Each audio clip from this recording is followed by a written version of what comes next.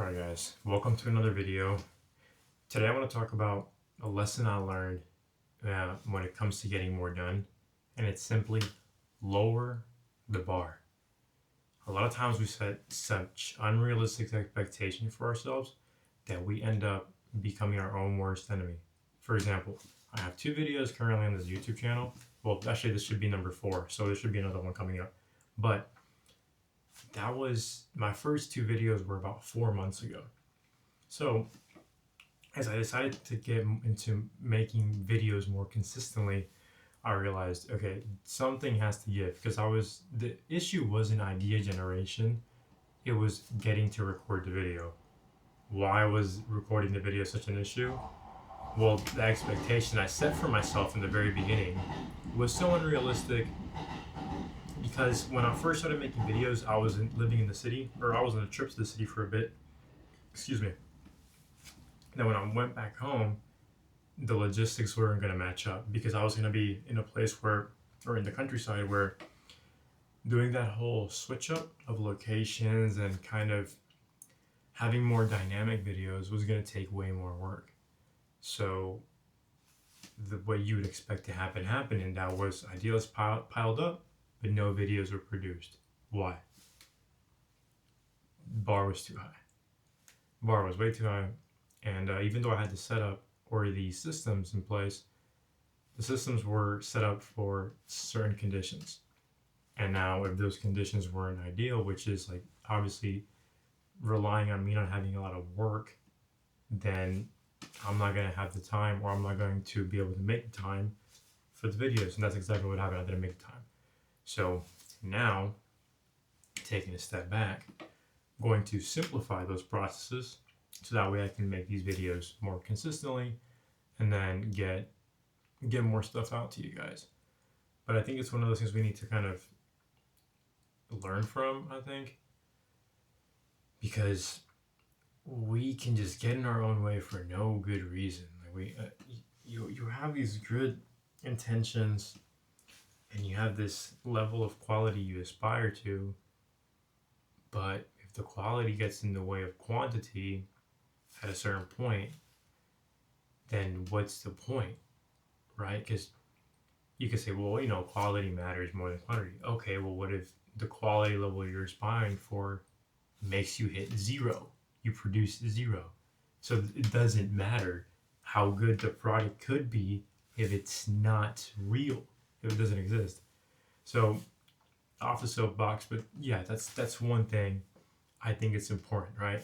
If you want to get more done, sometimes you just have to lower the bar to give yourself that extra bandwidth to get after things in a way where it's more conducive to long-term productivity or productivity and sustainability versus these quick sprints where you do a lot or something and then a lot of nothing.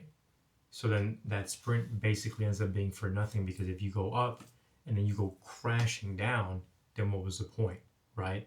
So if you go up and then you can at least kind of keep climbing, that's fine. But if you go up just to go dip and crash down, then there's really no point. That's one thing.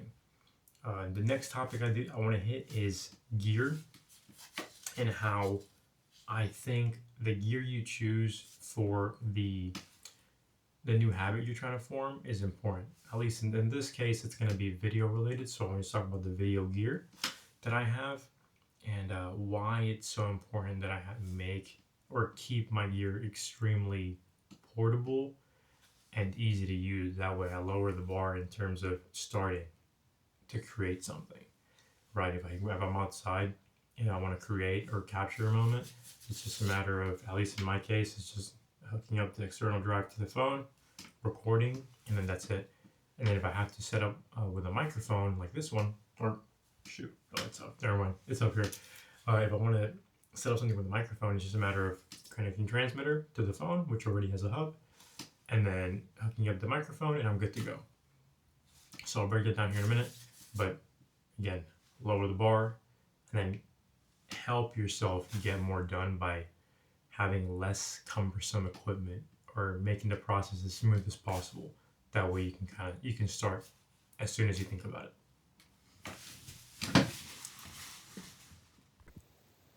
Alright guys, first of all, apologize for the video and audio quality because I'm recording off of the iPad mini, so it might sound a little bit muffled, but just bear with me here. So okay, this is the setup, right? So I have the iPhone, external drive, the DJI mic mini, tripod, and this is all I really need to record, these items here. Now on the other side, I have my portable portable battery, because just in case I do run out, notebook, and then that's a pack everything goes into. Now, okay, back to it. So obviously iPhone, right? This is always with me, so there's really nothing to explain here. If I want to record an external or in log footage, I need an external drive. So this is where this comes in here. So this little Lexar professional, shoot, I forgot the name, whatever. This is a USB-C hub where the drive, this is the actual, your external drive. This goes into your hub like such, and it goes into your phone. Oh, it was one-handed, is crazy. Okay, that's it, right? This is the form factor here. That's how big that is. Now, if I want to have better audio quality, hook up the DJI mic transmitter, and then that goes on one of these ports. I usually use this one just because, let me show you. Wow, this is crazy. So it kind of sits like this. So I'll record this way, right? So, and this obviously will I'll clip that on myself, and then your tripod. But that's essentially the setup. Now, obviously, battery, self-explanatory. This notebook, this is where the magic happens. I suggest having a notebook just because if you're out on the road, actually, we're going to switch this up to the, no, fuck that, we're doing here.